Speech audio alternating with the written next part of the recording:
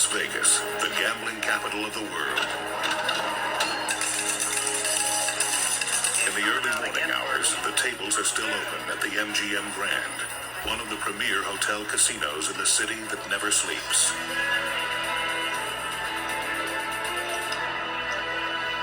Al and Trudy Kalis, on vacation from Los Angeles, are in bed on the 18th floor, the highest floor in the hotel.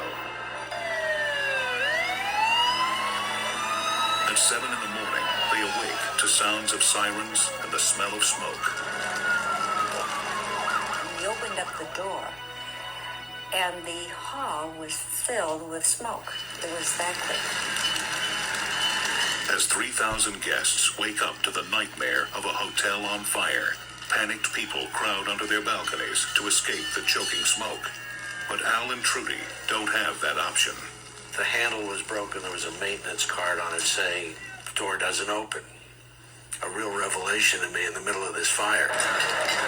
Like dozens of others, the Kalises are trapped in their room and rapidly running out of fresh air.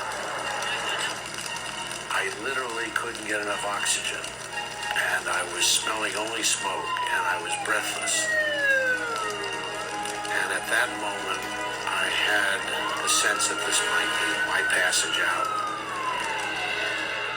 Many guests make the fatal error of rushing out of their rooms and into toxic smoke-filled corridors. Overcome by the fumes, they try to return, but the doors have locked behind them. Many who die are later found right outside their room doors. Although they are gasping for air, the Kalises stay in their room, and eventually Al smashes a tiny window to breathe through.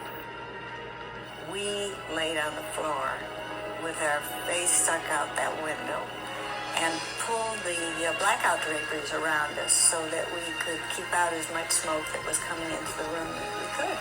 And we watched the activities down below. They watch as firefighters extend long ladders up to the hotel windows and help terrified victims inch their way to safety.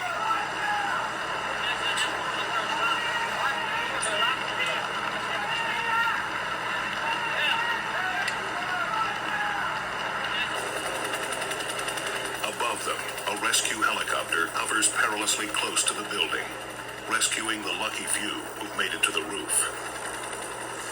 The skillful helicopter crew manages to pluck victims from upper floor balconies, but there's no way of reaching people still trapped in their rooms.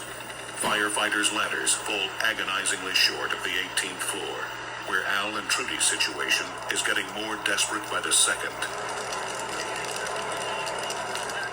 Smoke from the fire is shooting up the elevator shafts straight to the 18th floor. It is sucked into the hotel's air conditioning system, and fans are blowing the acrid fumes throughout the poorly ventilated upper floors. Rescuers in the street below try to calm the trapped guests. Keep back away from the windows! Do not attempt to jump from the window! Firefighters redouble their efforts to bring the blaze on the MGM's lower floors under control and to clear a path to the desperate victims on the top floor of this deadly inferno.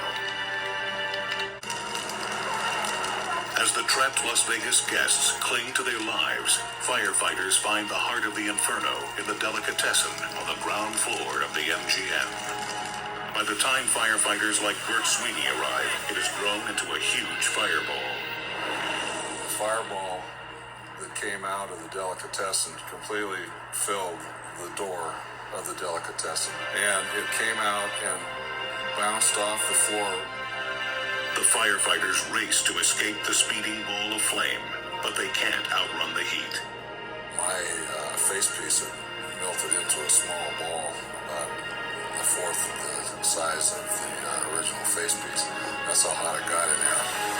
As firefighters finally contain the blaze below, rescuers fight their way to the top of the hotel, and eventually to the room where Al and Trudy are desperately clinging to life.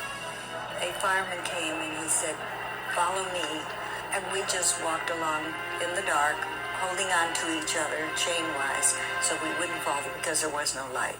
We knew we were going to be okay. After 4 terrifying hours trapped in their room, Al and Trudy emerged to a scene which looks like a war zone. There were people who were in various states of fear. There were people crying. There were people who were elderly. They were having a hard time breathing. Stunned victims of the fire can't comprehend how a new luxury hotel could become a death trap. There were no lights on or anything, no emergency lights that we could see. How come there's no fire alarm in the MGM? I was on the 12th floor and there's no alarm. In all, 85 people are dead and hundreds are injured in one of the deadliest hotel fires in U.S. history. But as investigators survey the wreckage, they discover that the tragedy could have been avoided. Fire investigators traced the source of the blaze to faulty wiring in the delicatessen refrigerator. Because of lax fire regulations, most of the MGM was not equipped with water sprinklers. The fire had ample opportunity to rage out of control.